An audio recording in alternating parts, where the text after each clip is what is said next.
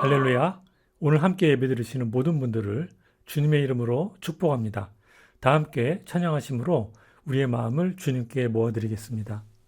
찬양은 새 찬송가 446장 주 음성 외에는 1절과 3절 함께 부르시겠습니다.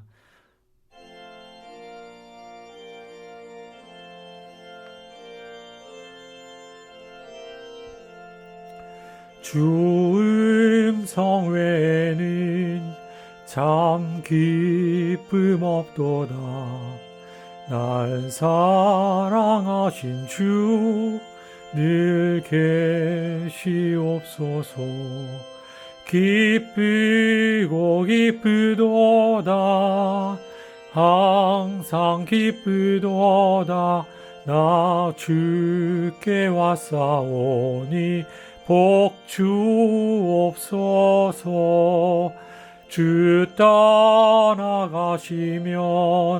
내 생명 헛되네. 기쁘나 슬플 때 늘 계시옵소서.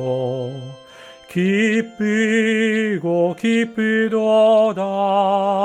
항상 기쁘도다. 나 주께 왔사오니 복 주옵소서.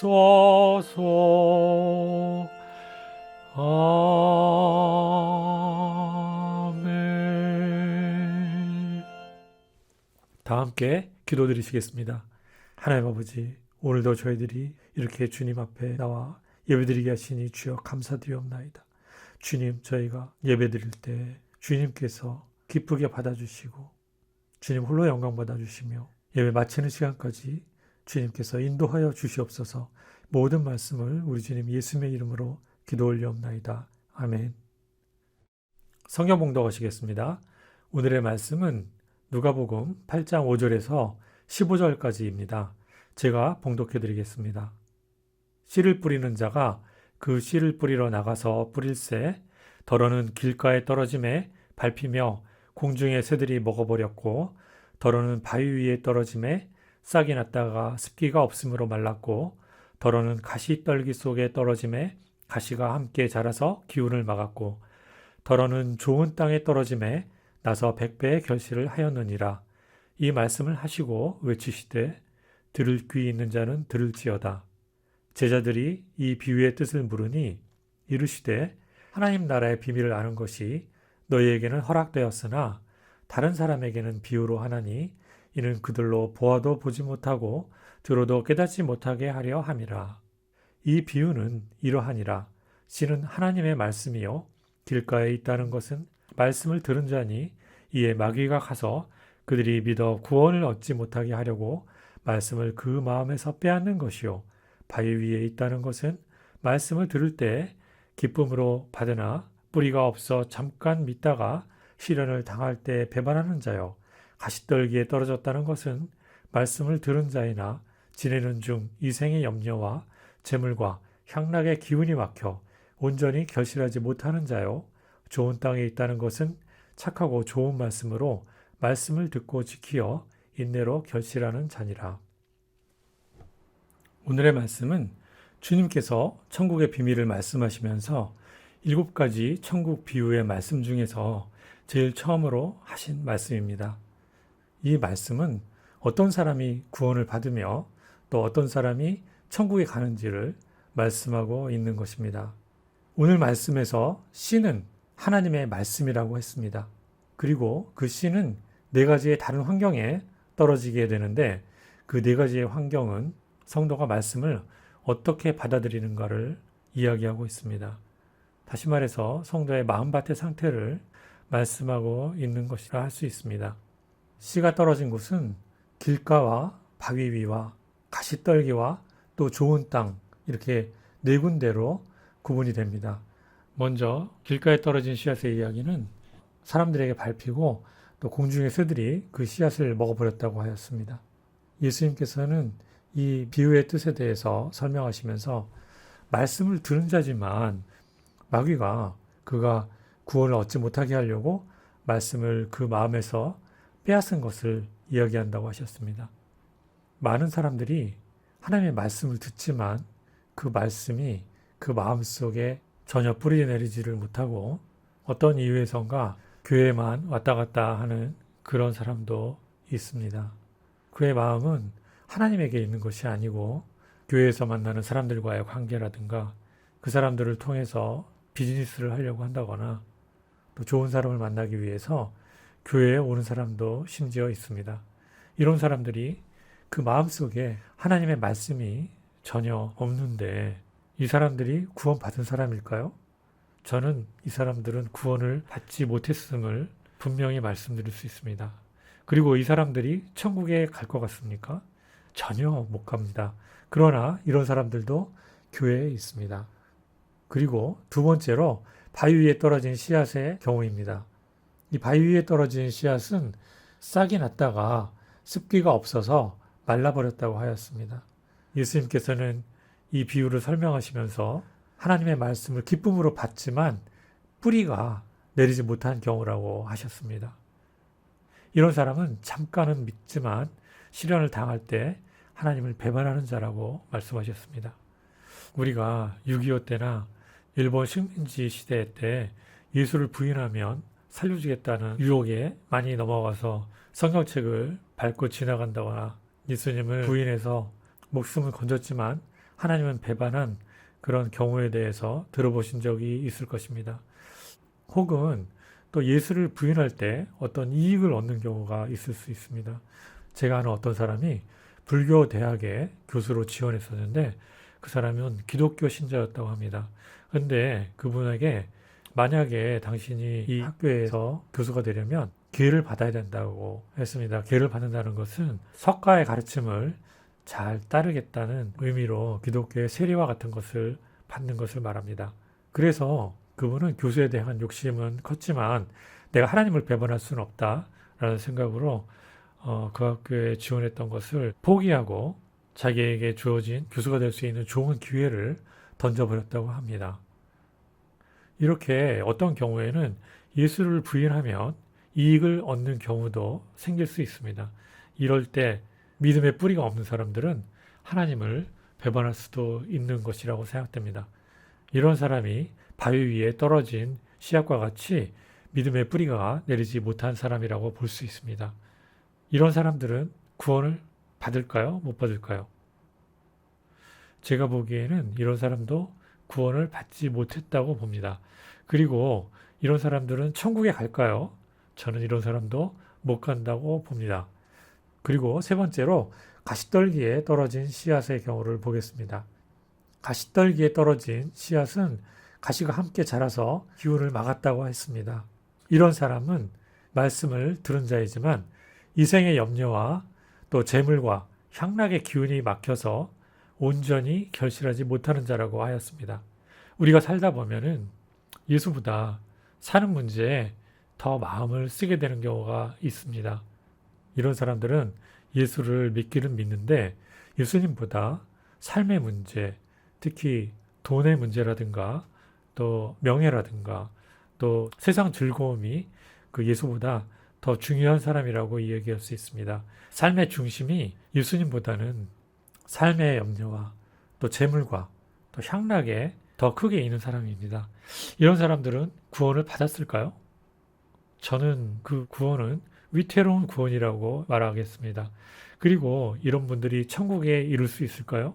저는 어렵다고 봅니다. 그리고 마지막으로 좋은 땅에 떨어진 씨앗의 경우입니다. 이 경우에는 싹이 나서 100배의 결실을 하였다고 하였습니다. 예수님께서는 이 좋은 땅에 떨어진 씨앗에 대해서 착하고 좋은 마음으로 말씀을 듣고 지켜서 인내로 결실하는 자라고 말씀하셨습니다. 이 결실이라는 것은 무엇을 의미하나 하면 온전한 구원을 이야기하는 것입니다. 좋은 땅에 떨어진 씨앗이 100배의 결실을 맺은 그 결실의 의미는 큰 믿음의 열매를 의미하며 또 온전한 구원을 의미하는 것이라고 하겠습니다. 어떤 분들은 이 30배, 60배, 100배의 결실에 대해서 성령의 열매를 많이 맺거나 아니면 30명, 60명, 100명의 전도를 하는 것으로 비유하시는 분도 계시는데 그 말씀도 틀린다고 이야기할 수는 없겠지만 오늘 예수님께서 천국 비유를 말씀하시면서 네 가지의 다른 환경에 떨어진 씨앗이 의미하는 바는 결국 그 중에 어떤 사람이 구원을 받고 어떤 사람이 천국에 이르게 되는지를 말씀하시려고 하셨다는 의도를 생각해 볼 때 그 결실의 의미는 결국 온전한 구원과 천국의 열매를 의미한다고 말할 수 있습니다. 그러면 이 좋은 땅에 떨어진 씨앗처럼 말씀의 결실을 맺은 사람은 구원을 받았습니까? 안 받았습니까? 확실히 받았죠. 그리고 이분은 천국에 가겠습니까? 못 가겠습니까? 확실히 가는 사람이 맞습니다. 결국 오늘 씨가 떨어진 네 가지의 다른 환경은 우리의 마음밭의 상태를 이야기하고 있는 것입니다. 성도님들께서 말씀을 어떻게 받아들이는가를 나타내는 그 마음밭의 상태를 이야기하는 것입니다. 이 말씀은 하나님의 말씀이 그를 변화시키고 회개시켜서 거듭나게 함으로써 큰 믿음을 갖게 된 사람이 온전한 구원을 이루고 천국 백성이 된다는 것을 말하려고 하신 것입니다. 우리 모두는 천국에 가고 싶어 합니다. 그리고 교회에 나가면 모두 천국에 이를 줄로 알고 있습니다. 또 어떤 목사님들은 천국에 대해서 사실 전혀 이야기를 하지 않으십니다. 그러나 예수님께서 우리에게 가르치신 복음은 천국 복음이었습니다. 성경에는 분명히 예수님께서 천국 복음을 전하셨다고 말하고 있습니다. 그리고 주님께서는 우리가 있을 곳을 예비하러 가신다고 하셨습니다. 그곳은 바로 천국입니다. 그래서 우리는 천국에 대한 소망을 가져야만 우리의 신앙생활을 그 기준에 맞춰서 잘 할 수 있다고 생각되기에 우리 찬양하는 교회는 성도님들을 천국으로 보내는 것을 목표로 하고 있습니다. 우리가 신앙생활을 아무리 열심히 했어도 천국에 가는 기준이 무엇인지 잘 몰라서 우리가 잘못된 기준으로 신앙생활을 한다면 우리는 마치 공부는 정말 열심히 하는데 목표로 한 시험은 결국 떨어지는 수험생과 다를 바 없다고 생각됩니다.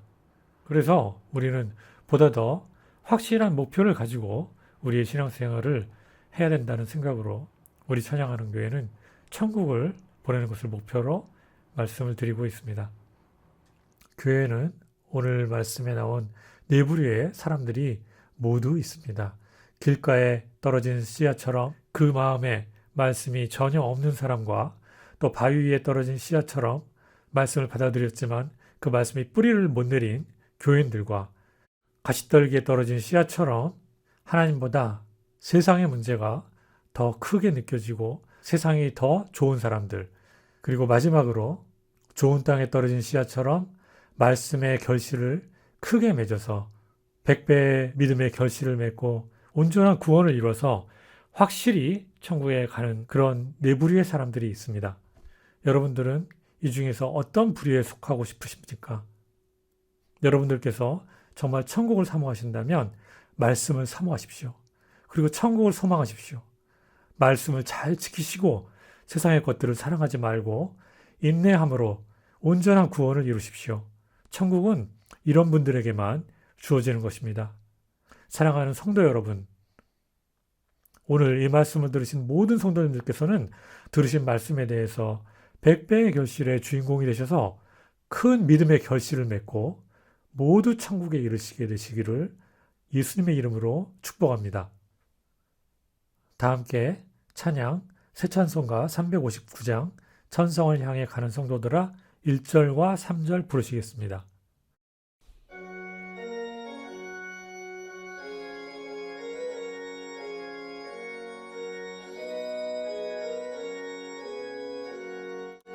천성을 향해 가는 성도들아 앞길의 장애를 두려워 말라. 성령이 너를 인도하시리니 왜 지체를 하고 있느냐. 앞으로 천성을 향해 나가세. 천성문만 바라고 나가세. 모든 천사 너희를 영접하러 문 앞에 기다려 서 있네. 너 가는 길을 모두 가기 전에 내 손에 든 검을 꽂지 말아라. 저마귀 흉계 모두 깨뜨리고 끝까지 잘 싸워 이겨라. 앞으로 전성을 향해 나가세. 전성문만 바라고 나가세. 모든 천사 너희를 영접하러 문 앞에 기다려 서 있네. 다 함께 기도하심으로 오늘 예배 마치시겠습니다. 하나님 아버지, 오늘도 저에게 귀한 말씀 주셔서 감사드리옵나이다. 주님, 저희가 저희의 마음밭을 기경하여 주님의 말씀을 받아들일 때 기쁜 마음으로 받아들이며 그 말씀을 더욱더 사모하고 그 말씀대로 지키고 회개하고 거듭나서 온전한 구원을 이루고 꼭 천국에 이룰 수 있도록 주님께서 인도하여 주시기를 간절히 바라옵나이다. 주님, 저희가 더욱더 천국을 소망하게 하여 주시옵소서. 날마다 천국을 바라보며 더욱더 한 걸음씩 나아가며 큰 믿음의 결실을 맺는 저희들이 될 수 있도록 주님 인도하여 주시옵소서.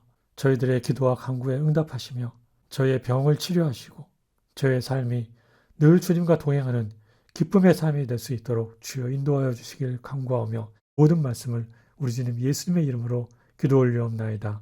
아멘.